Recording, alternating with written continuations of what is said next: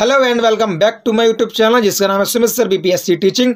दोस्तों आज मैं आपके लिए अपने चैनल पर एक छोटी सी वीडियो लेकर आया हूं। ये दोस्तों स्पेशल वीडियो होने वाली है बीपीएससी टीआरई 4.0 जो देने वाले हैं, खास करके प्राइमरी लेवल का उन लोगों के लिए। दोस्तों मैं टीआरई 1 में आए हुए मैथ के कुछ चुनिंदा क्वेश्चन उनको करवाने वाला हूँ, जिससे आपको पता चलेगा कि मैथ का जो दोस्तों लेवल पूछता है वो किस लेवल का मैथ पूछता है। दोस्तों अगर आपको वीडियो पसंद आए तो वीडियो को लाइक जरूर कर दें, चैनल को सब्सक्राइब कर दें और बेल आइकन दबाना ना भूलें।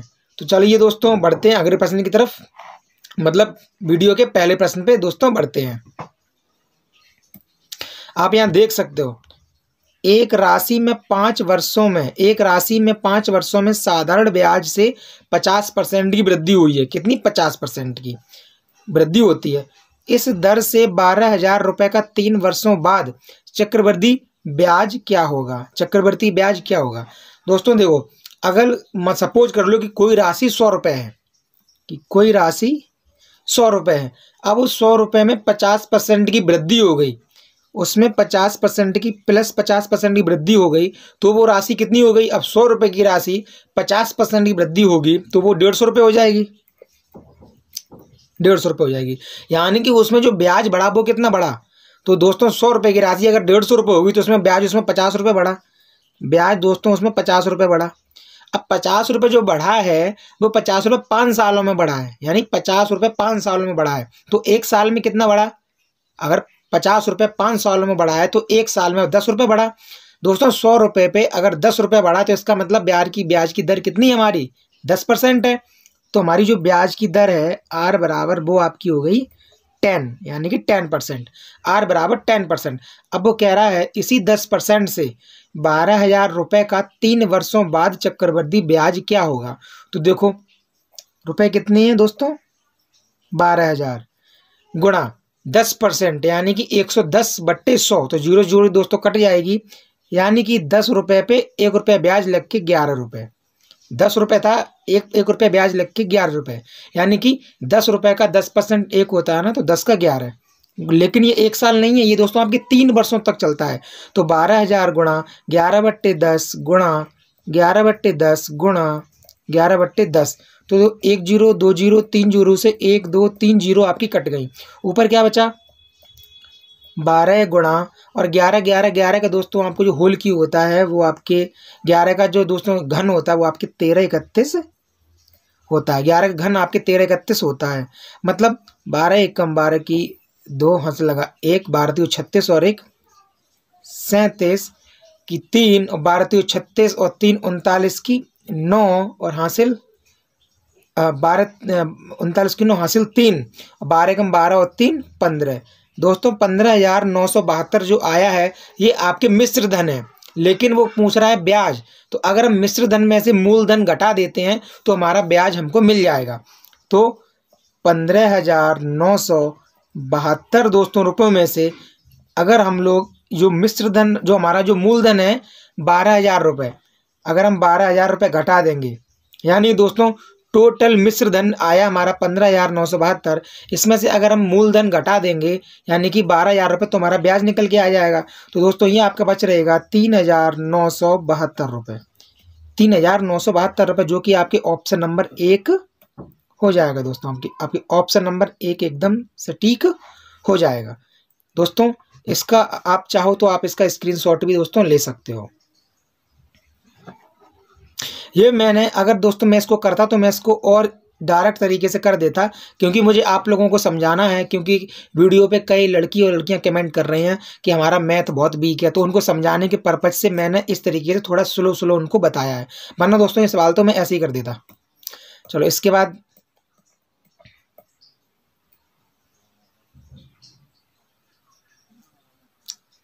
दोस्तों यहाँ आप आ जाओ। ए का वजन बी के वजन का 25% है और सी के वजन का 40% है, तब सी के वजन का कितना प्रतिशत बी के वजन के बराबर है? सी के वजन का कितना प्रतिशत बी के वजन के बराबर है? दोस्तों ये 10 के 10 क्वेश्चन जो मैं आपको करवाने वाला हूँ वो ये दोस्तों 10 के 10 क्वेश्चन आपके टीआरई 1 में पूछे गए हैं। ठीक है, तो अब ए का वजन बी के वजन का 25%, सी की वजन का 40%। तो दोस्तों इसमें हमको सी मान लेना है, जो वो लास्ट पॉइंट जोड़े हम उसको ही मान लेते हैं। तो दोस्तों अगर हम सी मान लें 100, अगर हम सी मान लें 100, तो वो कह रहा है ए का वजन बी के वजन का 25% और सी के वजन का 40%, यानी ए का वजन सी के वजन का 40%। तो ए का वजन कितना होगा? सी का 40%, मतलब सिर्फ और सिर्फ 40, क्योंकि 100 का 40 40 ही होता है, 100 का 40% 40 होता है। और फिर बी कह रहा है ए के वजन का ए का वजन बी के वजन का 25% और सी के वजन का 40%। तो दोस्तों हमारा जो बी हो जाएगा वो बी क्या हो जाएगा? कह रहा है ए का वजन बी के वजन का 25% है। तो दोस्तों ये बी का ऐसा कितना वजन मान है कि ए का वजन बी का वजन का 25% है। 25% का मतलब दोस्तों चौथाई। तो ए अगर 40 है तो दोस्तों बी हमारा कितना होगा? 160 होगा। 160 होगा तभी तो हमारे 160 का चौथाई 40 ए है। तो दोस्तों बी हमारा कितना होगा? 160। बी हमारा कितना होगा? 160। इसको मैं ऊपर लिख दे रहा हूँ, यहाँ पे आपको मेरे पीछे दिखाई शायद नहीं दे रहा हो। दोस्तों बी हो गया 160। ठीक है, अब हमने ए बी सी की वैल्यू हमने निकालनी। अब वो क्वेश्चन पूछ रहा है सी के वजन का कितना प्रतिशत बी के वजन के बराबर है। अब देखो सी का वजन का कितना प्रतिशत बी के वजन के बराबर है। तो दोस्तों सी का कितना प्रतिशत बी है ये पूछ रहा है। तो सी है 100 और ये बी है 160।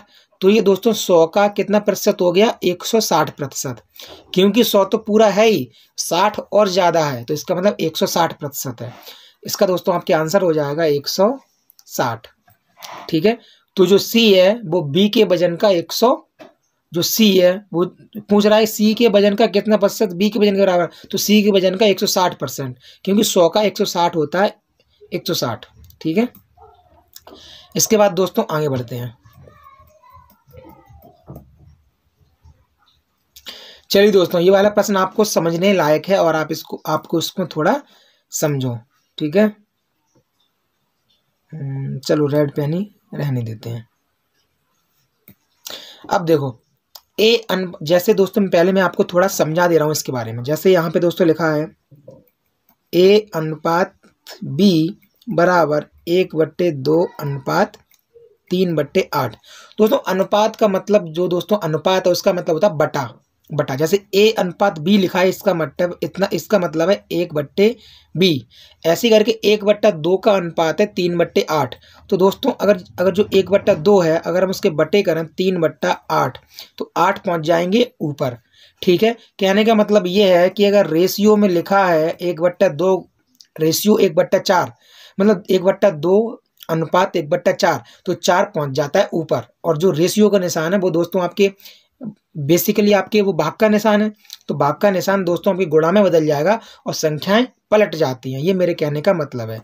जैसे कि देखो इस क्वेश्चन में कैसे होगा, जैसे कि ए अनुपात बी बराबर 1/2 और जो अनुपात करके 3/8 है वो आपके अनुपात की जगह गुणा हो जाएगा और 3/8 आपका 8/3 हो जाएगा। 8/3 हो जाएगा, मतलब 8 एकम 8 और बट्टा 3 दूनी 6। दोस्तों इससे आप 2 से काट दो तो 2 चौका 8 और 2 त्रियो 6, यानी कि 4/3 आपके आ गया। ए अनुपात वी की वैल्यू आ गई 4/3। ऐसे ही दोस्तों हम लोग निकालेंगे बी अनुपात सी की वैल्यू निकालेंगे तो ये आपके 1/3 है। ठीक है, 1/3 और गुणा हो जाएगा और 5/9 का 9/5 हो जाएगा, 9/5 हो जाएगा। अब 3 से 9 काट दो 3 बार, तो 3 बार जब काट दोगे तो ऊपर आ जाएगा 3 और नीचे आएगा 5, यानी कि बी रेशियो सी, यानी बी अनुपात सी की वैल्यू दोस्तों आ गई है 3:5। ठीक है, ऐसे ही दोस्तों अब हम निकालेंगे सी अनुपात डी की वैल्यू। सी अनुपात डी की वैल्यू 5/6 और रेशियो आपका बन जाएगा गुणा और 3/4 आपका बन जाएगा 4/3। अब आप देखो 2 से काट दो 6 3 बार और 2 से 4 काट दो 2 बार, तो ऊपर आपके आ गया 5 दूनी 10 और नीचे आ गया 3 त्रिका 9, नीचे आ गया 3 त्रिका 9। दोस्तों अगर हम इसको तीनों को अगर हम लिख लें A अनुपात B अनुपात C अनुपात D करके, दोस्तों अगर हम इनको लिखें तो ये चारों अनुपात दोस्तों, तीनों अनुपात ये कैसे करके लिख जाएंगे, 4/3 अनुपात 3/5 अनुपात 10/9। देखो दोस्तों, जैसे करके रेशियो यहाँ पे तो देखो नीचे का रेशियो एकदम ठीक जा रहा है, ऊपर 3 का 3 ही है, नीचे का रेशियो दोस्तों ऊपर एकदम ठीक जा रहा है, 3 का 3 ही है, लेकिन यहाँ से 5 से 10 बन गए हैं, यहाँ से 5 से 10 बन गए हैं। इसका मतलब इसमें दोस्तों गुणा 2 का हो रहा है। कितने का गुणा हो रहा है इसमें, 2 का। तो हमको भी इस रेशियो में 2 का गुणा करना पड़ेगा। 3 का तो रेशियो दोस्तों जब ये इससे मिलेगा, नीचे वाला ऊपर का कनेक्शन होगा, तो 3 का 3 ही है, लेकिन 5 का डबल हो गया, 5 का दुगना हो गया है। तो या तो हम 10 को 5 बना लें या 5 को 10 बना लें। तो हम दोस्तों 5 को 10 आराम से बना सकते हैं। इसलिए दोस्तों ये तो अपने आप में एकदम ठीक है, लेकिन इसमें हमें 2 का गुणा करना पड़ेगा। तो जब हम इसमें 2 का गुणा करेंगे तो क्या आएगा, 2 चौका 8 बट्टे 2 तियो 6 अनुपात 2 तियो 6 और 2 पंजे 10 और रेशियो ये दोस्तों जो 10/9 तो दोस्तों आपका सही था ही, तो ये आपको 10/9 लिखना पड़ेगा। अब आप देखो 6 का 6 से पेयर बन गया, 10 का 10 से पेयर बन गया। अब दोस्तों ये एकदम अपने रेशियो में आ गया है। तो इसका दोस्तों अब इसका रेशियो बनेगा, वो क्या बनेगा, यहीं पे लिख दे रहा हूँ, नीचे लिख दे रहा हूँ, ठीक है। 8 अनुपात एक दोस्तों ये बन गया 6 अनुपात, फिर एक बन गया ये 10 अनुपात और दोस्तों ये बन गया 9। यानी इसका जो आपका बन गया है 8/6/10/9। तो इसका सही आंसर आपके हो जाएगा ऑप्शन नंबर बी, 8/6/10/9। ठीक है दोस्तों, ये आपके अनुपात बन गया है। चलिए बढ़ते हैं अगले प्रश्न की तरफ।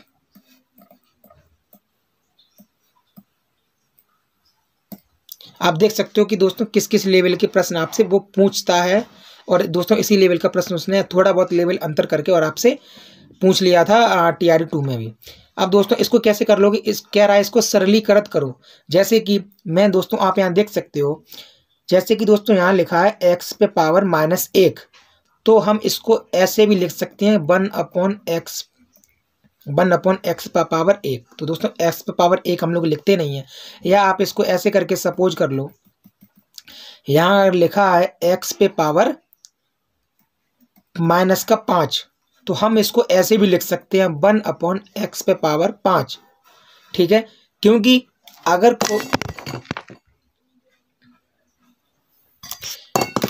दोस्तों क्योंकि x पे पावर 5, अगर दोस्तों x की पावर अगर आपके माइनस में है, अगर वो बट्टे में जाएगी तो वो प्लस की हो जाएगी। या दोस्तों बट्टे में अगर कोई पावर है आपकी प्लस की, तो अगर कहने का मतलब ये ऊपर से नीचे या नीचे से ऊपर जाओगे तो प्लस की माइनस हो जाएगी, माइनस की प्लस हो जाएगी। मेरे कहने का दोस्तों कुल मतलब इतना है और कुछ नहीं है। तो इसी बेस पे हम ये सवाल हल करेंगे। ठीक है, तो कह रहा है 4 पे पावर -1। तो दोस्तों 4 पे पावर -1 है, तो क्या हम इसको 1/4 नहीं लिख सकते? अवश्य लिख सकते हैं, 1/4। ठीक है, प्लस 8 पे पावर -1 है, अगर हम इसको बट्टे में लेके आए तो माइनस की जो 1 पावर है वो आपकी प्लस की 1 बन जाएगी। और दोस्तों प्लस की 1 पावर तो हम लिखते ही नहीं, यानी कि 1/8 इतना बन गया। और दोस्तों अभी अभी मैंने आपको बताया भाग लगा दो, और जो ये 3/2 की पावर -2 है, 3/2 की पावर जो -2 है, अगर हम 3/2 को अगर हम ऊपर ले जाएं, अगर हम 3/2 को दोस्तों ऊपर ले जाएं तो ये -2 पावर वो अपने आप में +2 पावर बन जाएगी।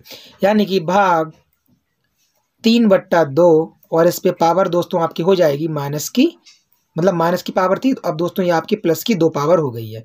यानी कि जो 3/2 थे वो ऊपर आके +2 पावर बना लिए। अब दोस्तों 4 और 8 का आपको एलसीएम लेना है, तो एलसीएम आपका आ गया 8 और 4 का 8 आ गया, 4 दूनी 8 मतलब 2 और 8 एकम 8 मतलब 8 मतलब 1। अब दोस्तों ये जो भाग जो आपको ये दिख रहा है, भाग जो आपको दिख रहा है, अगर इस भाग को हम गुणा में बदल दें, इस भाग को अगर हम गुणा में बदल दें, तो अभी अभी मैंने बताया कि अगर भाग को गुणा में बदलोगे तो संख्या अपोजिट हो जाएंगी। यानी जो 3/2 का वर्ग है वो अपने आप में 2/3 का वर्ग हो जाएगा। तो 2 ऊपर पहुंच जाएंगे तो 2 का वर्ग दोस्तों आपके हो गया 4।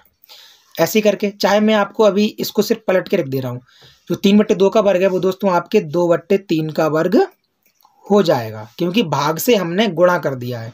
ऐसे करके 2 और 1 आपकी हो गया 3, और नीचे 8 और गुणा 2 का वर्ग दोस्तों आपके 4 हो गया, और 3 का वर्ग आपके हो गया 9, यानी 4 दूनी 8 और 3 त्रिका 9। तो ऊपर बचा दोस्तों 1 और नीचे बटा 3 दूनी 6, यानी आपका जो आंसर दोस्तों हो गया आपके हो गया 1/6। आपको जो सही आंसर हो जाएगा वो दोस्तों हो जाएगा आपके 1/6। ठीक है, 3 त्रिका 9 और 4 दूनी 8, यानी कि 2 3 6। ठीक है दोस्तों, 1/6 आपका इसमें सही आंसर हो जाएगा।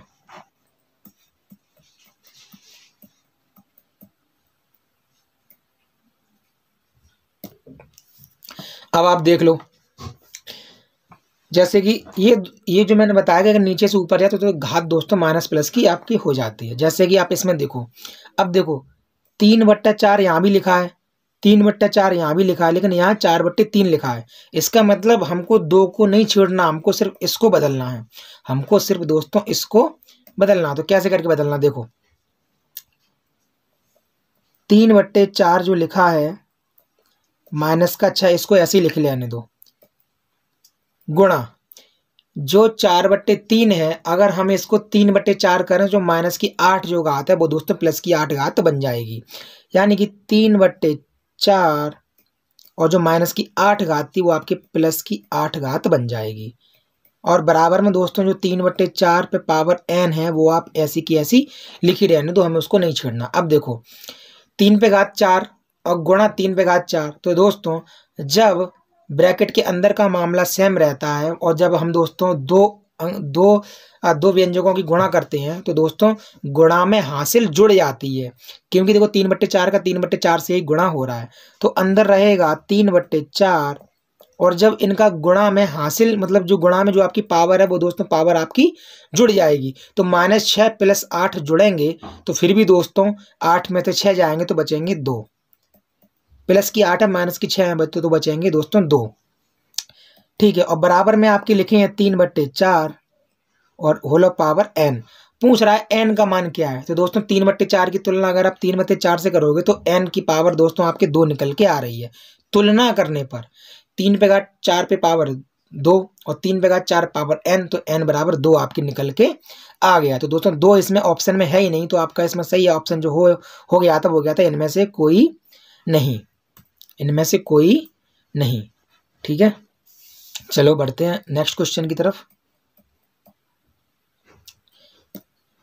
देखो सुरेश और शशि एक काम को क्रम से 11 दिन में और 17 दिन में पूरा करते हैं। दोनों ने मिलकर काम पूरा करके ₹5600 पारिश्रमिक प्राप्त किया। पारिश्रमिक में मतलब दोस्तों वेतन या मतलब रुपया, मजदूरी करके जो बदले में रुपया मिलता है वो प्राप्त किया। पारिश्रमिक में उनके हिस्से हैं। तो दोस्तों सुरेश, तो सबसे पहले 11 और 17 का दोस्तों हम लोग ले लेंगे एलसीएम। 11 और 17 का दोस्तों एलसीएम आ जाएगा 170 और 17 187। ठीक है, 11 गुणा 17, क्योंकि दोस्तों 11 और 17 अपने आप में अभाज्य संख्या हैं, तो इन दोनों के एलसीएम डायरेक्ट हम गुणा करके निकाल सकते हैं। तो जो दोस्तों जो एलसीएम आ गया वो आपके आ गया 187। अब देखो एक तो दोस्तों आपके सुरेश, एक है आपके सुरेश एस और एक है आपके शशि यानी SH। सुरेश एक दिन में काम करता है, सुरेश एक दिन में 11 काम करता है। तो दोस्तों अगर वो एक दिन में 11 काम करेगा तो वो 187 काम कितने दिन में कर पाएगा, 17 दिन में कर पाएगा। कितने दिन में कर पाएगा, 17 दिन में कर पाएगा।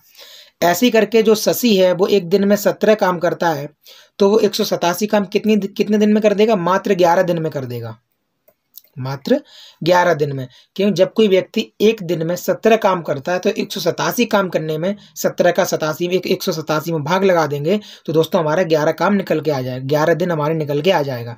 अब जरा मुझे एक बात बताओ, पूछ रहा है दोनों ने मिलकर काम पूरा करके 5600 पारिश्रमिक प्राप्त किया। तो देखो टोटल 17 और 11 दोस्तों कितने आपके हो गए, 17 और 11 जो आपकी यूनिट दोस्तों बन गई वो आपकी बन गई 28। कितनी यूनिट बन गई आपकी, यूनिट बन गई 28। अब दोस्तों 28 यूनिट की वैल्यू इसमें दे रखी है, 5600 रुपये पारिश्रमिक प्राप्त किया। 28 यूनिट की वैल्यू दोस्तों 5600 रुपये दे रखा है, तो 28 दूनी 5600, यानी एक यूनिट की वैल्यू ₹200 निकल के आ गई। जब एक यूनिट की वैल्यू ₹200 है तो हम इनका पारिश्रमिक निकाल सकते हैं। जब एक यूनिट की वैल्यू ₹200 है तो 17 यूनिट की वैल्यू आ जाएगी 17 दूनी 34 यानी ₹3400। तो दोस्तों और ये 11 की आ जाएगी ₹2200, 11 दूनी 22। तो इसका सही आंसर हो जाएगा, 3400 और 22। सही आंसर दोस्तों इसका हो जाएगा 3400 और 22। इसमें दोस्तों कुछ नहीं था, 17 और 11 दोस्तों मिलाकर 18 यूनिट की वैल्यू दे रखी है ₹5600। तो 18 दूनी 56 यानी कि एक यूनिट की वैल्यू दोस्तों ₹200 हो गई। जब एक यूनिट की वैल्यू ₹200 हो गई तो 17 यूनिट की वैल्यू कितनी हो गई? 17 दूनी ₹3400। 11 यूनिट की वैल्यू 11 दूनी ₹2200। ठीक है दोस्तों, तो इस क्वेश्चन में कुछ नहीं था। अब बढ़ते हैं अगले क्वेश्चन पर। ठीक है, अब देखो 1/x प्लस 1/y बराबर 8। ठीक है, 1/x प्लस 1/y बराबर 8, 1/y प्लस 1/z बराबर 12 और 1/z प्लस 1/x बराबर 10। इसको दोस्तों करने के आपके दो तरीके होते हैं, लेकिन मैं आपको सिंपल वाला तरीका आपको बताऊंगा जो कि आप बड़े आराम से निकाल सकते हैं। दोस्तों इसमें पूछ रहा है x का मान, तो हम जब जिसका मान पूछे हम सबसे पहले उसमें आने वाले दोनों कॉमन जो हमारे समीकरण होते हैं हम दोनों को जोड़ लेते हैं। जैसे कि x इसमें आ रहा है और x इसमें आ रहा है, हम इन दोनों को जोड़ लेंगे। तो तो दोस्तों जब हम इनको जोड़ेंगे तो क्या आएगा? 1/x प्लस 1/y और प्लस 1/z प्लस 1/x, यानी हम इसको जोड़ा और इसको जोड़ा। ठीक है, और बराबर 10 और 8 भी जुड़ गए तो बराबर दोस्तों ये आपके हो गए 18।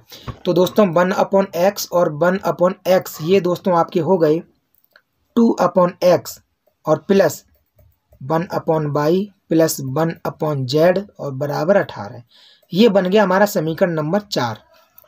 अब दोस्तों समीकरण नंबर 4 में जो हमने छोड़ दिया था, अब आप देख सकते हो इसमें आपके y एक्स्ट्रा आया है, 1/z एक्स्ट्रा आया है। तो दोस्तों हमें इस समीकरण से इनको भगाना है। कैसे भगाएंगे? इस वाले समीकरण को हम क्या करेंगे दोस्तों,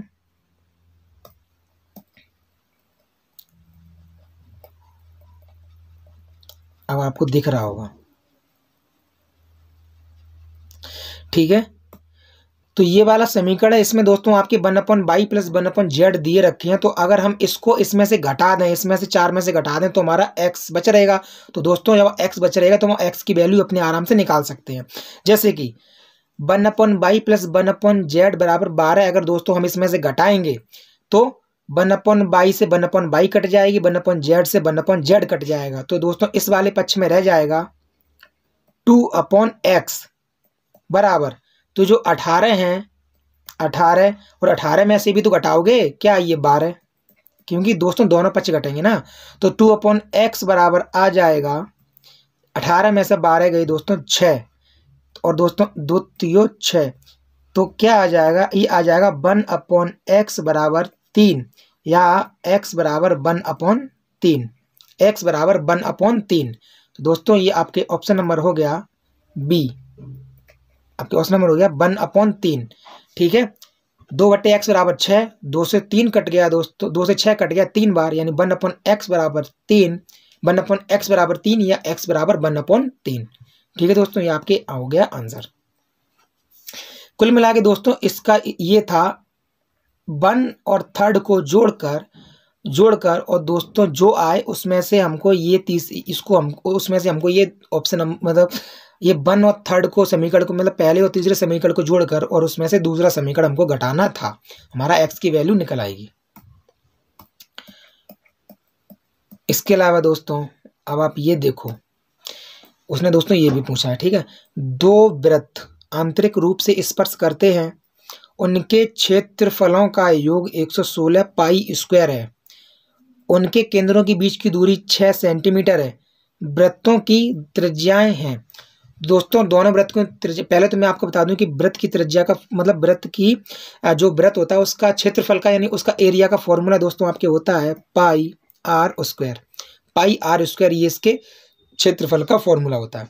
तो इसमें दो वृत्तों की बात की गई है।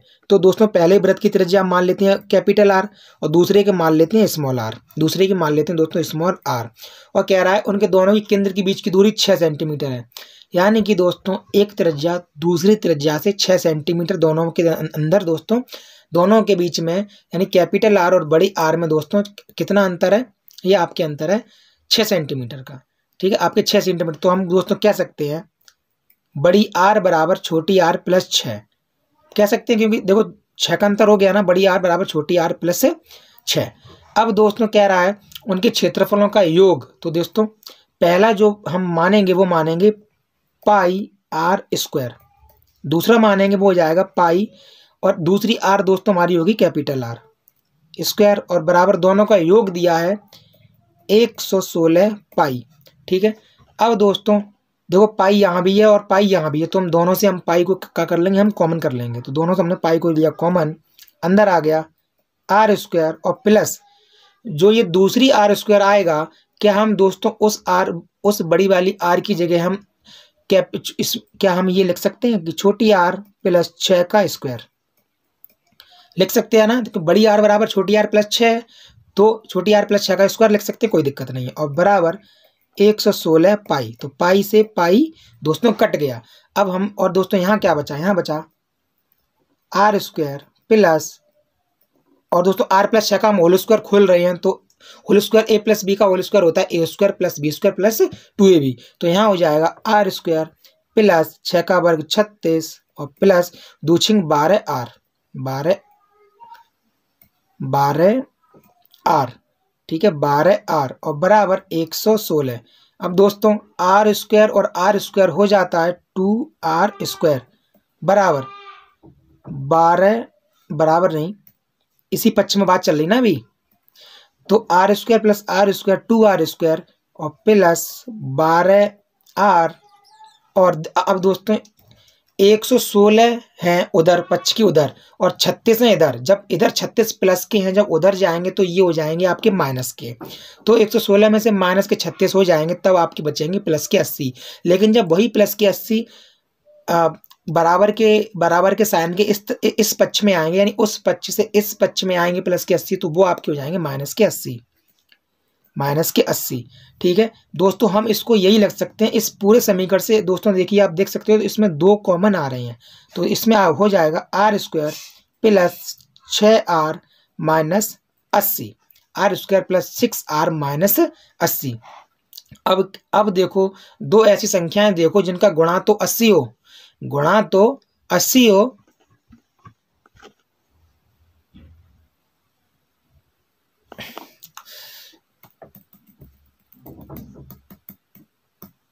दोस्तों जब हम यहाँ से 2r square plus 12r minus के 80 दोस्तों हो गए ना, यहाँ तक तो ठीक है, बराबर 0। हम जब यहाँ से 2 कॉमन लेंगे तो यहाँ आ जाएगा आर स्क्वायर प्लस 6r और माइनस दोस्तों 80 के मैंने 80 लिख दिए थे बाई मिस्टेक, तो यहाँ पर आपके बचेगा 40, क्योंकि 80 में से भी 2 कॉमन लोगे।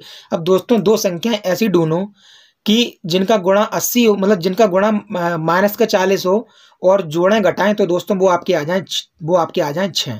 तो ये संख्याएं दोस्तों कौन सी हो सकती हैं, ये संख्याएं आपकी हो जाएंगी 10 चौका 40, 10 और 4 40।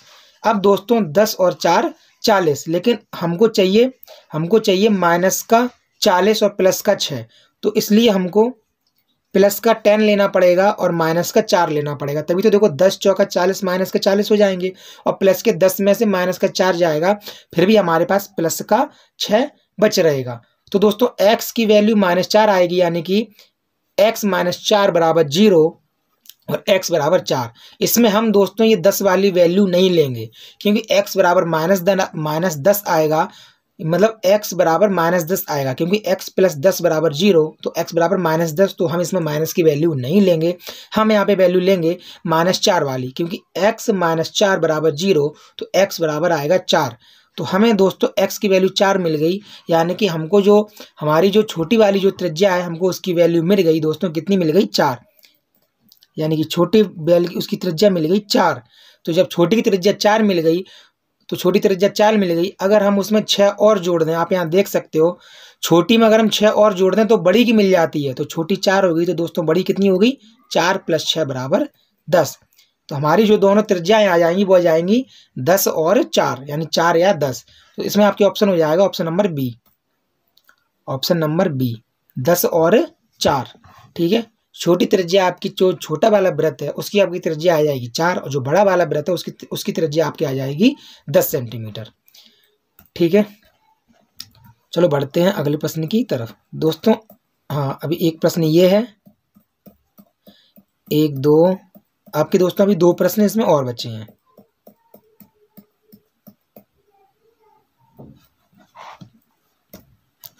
देखो, तांबे के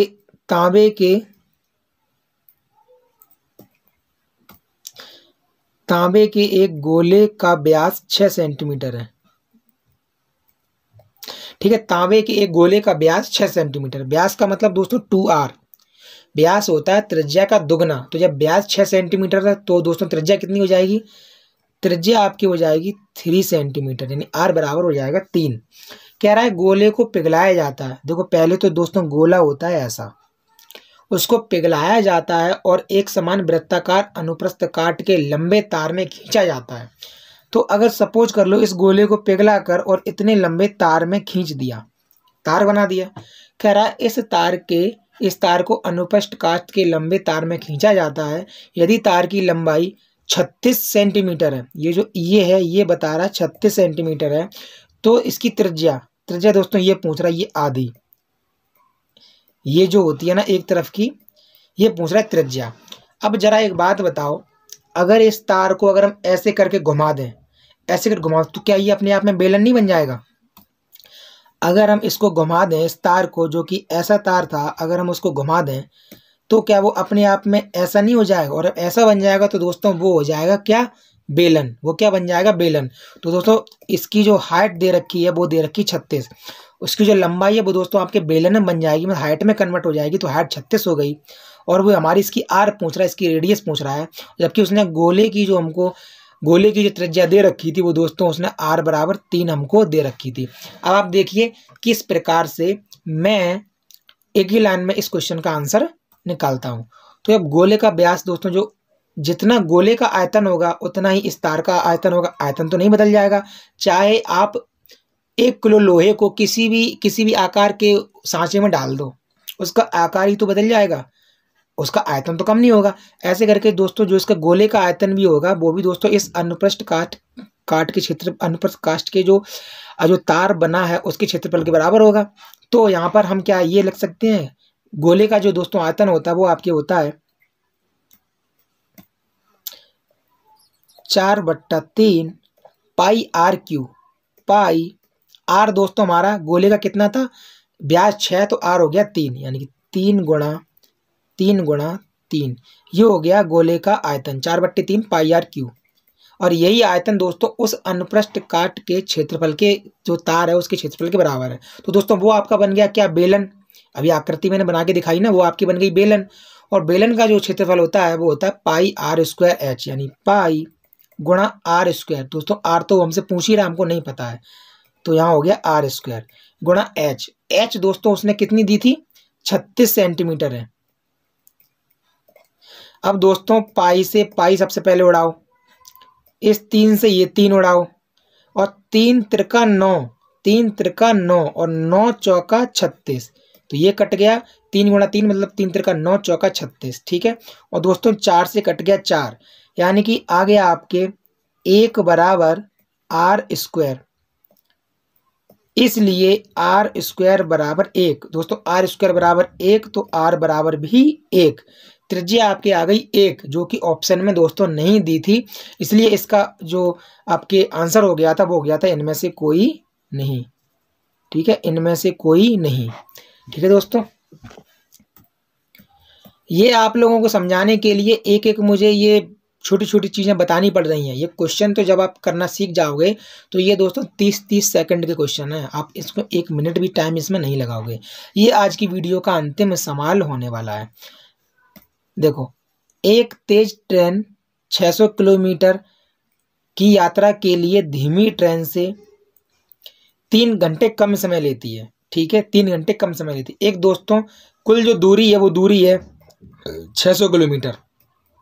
600 किलोमीटर दूरी है। ठीक है, अब दोस्तों सपोज करो इसमें दोस्तों दो आपके ट्रेनें हैं, जिसमें से एक ट्रेन जो है वो सपोज करो कि उसने आपके 10 घंटे ले लिए, तो दूसरी ट्रेन उससे 3 घंटे कम ले रही है, मतलब उससे 7 ही घंटे लेगी।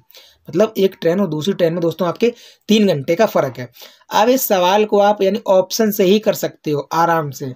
देखो पहला ऑप्शन आप इसमें उठाइए, तो अगर किसी पूछ रहा है कि धीमी ट्रेन की और तेज ट्रेन की दोस्तों गति क्या है, और दोनों की गतियों में 10 किलोमीटर प्रति घंटा कम है, यानी कि यदि तेज ट्रेन की गति से 10 किलोमीटर घंटा है। दोस्तों मेरे कहने का मतलब ये है, एक दूरी है 600 किलोमीटर, जिसमें से दो ट्रेनें चल रही हैं। पहली ट्रेन दूसरी ट्रेन से पहुंचने में 3 घंटे कम लेती है। ठीक है, यानी वो अगर 10 घंटे ले रही है तो ये मात्र 7 घंटे ही सपोज करो लेती है। लेकिन बता रहा है कि दोनों की गतियों में 10 किलोमीटर पर आवर का अंतर है, क्योंकि उसकी गति दूसरे से 10 किलोमीटर कम है।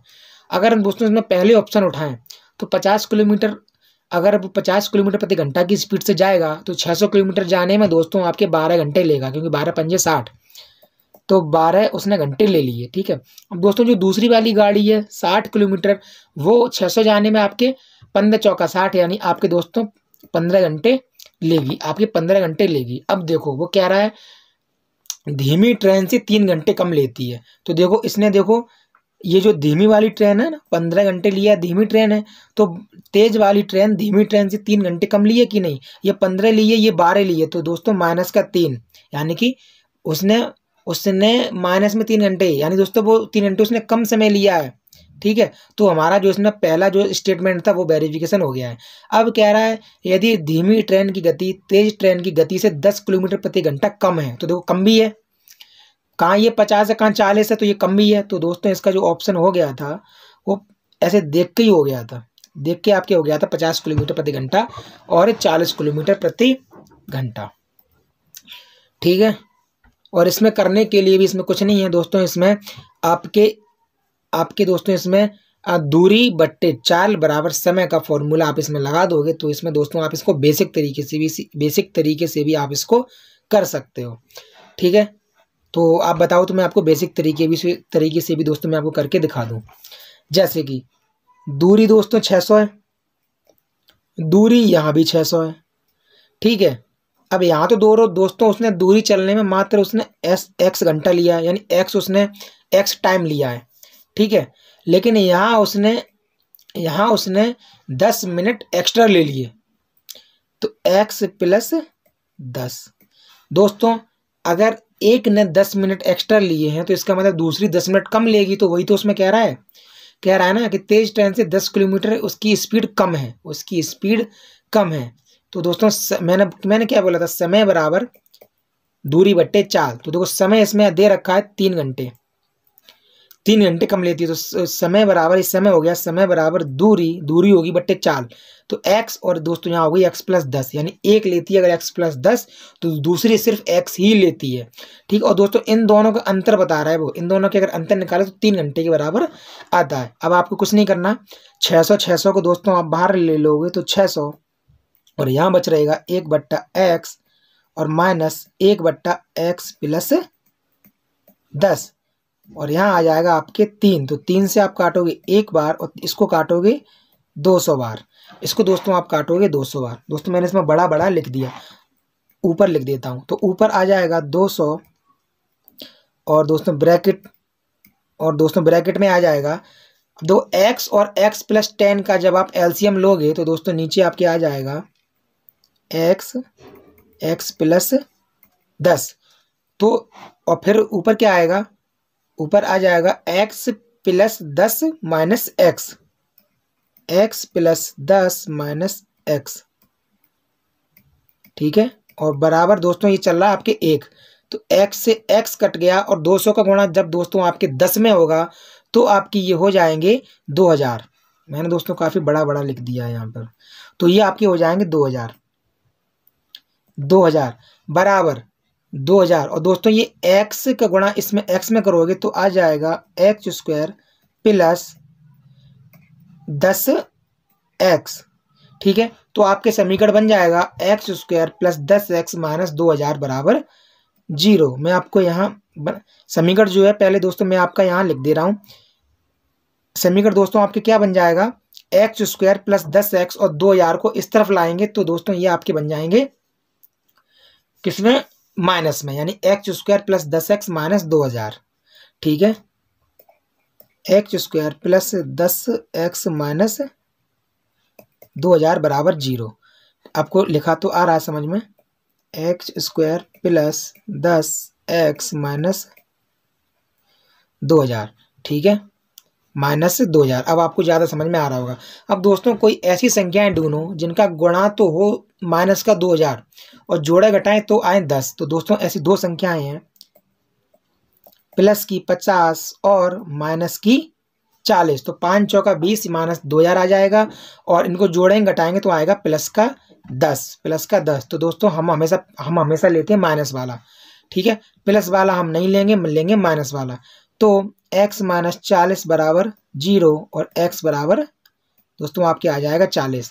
x बराबर 40। तो दोस्तों जब आपकी छोटी वाली जो घटना आपके दोस्तों x आ गई आपकी 40 तो, और दूसरी थी x प्लस 10। तो एक तो आपके आगे 40 और दूसरी x प्लस 10, मतलब 40 प्लस 10 बराबर 50। तो आपकी दोनों आ जाएंगी 40 और 50। अब आप देख सकते हो इतना फालतू में झमेला करने की बजाय आप उसको ऑप्शन से ही कर सकते हैं। तो दोस्तों आज के लिए इतनी ही वीडियो रखते हैं। मैथ के लिए लड़की लोग कुछ कह रही थी कि मैथ काफ़ी वीक है, तो इसलिए मैं कुछ चंद सवाल लेकर आया था आज की वीडियो में मैथ के लिए।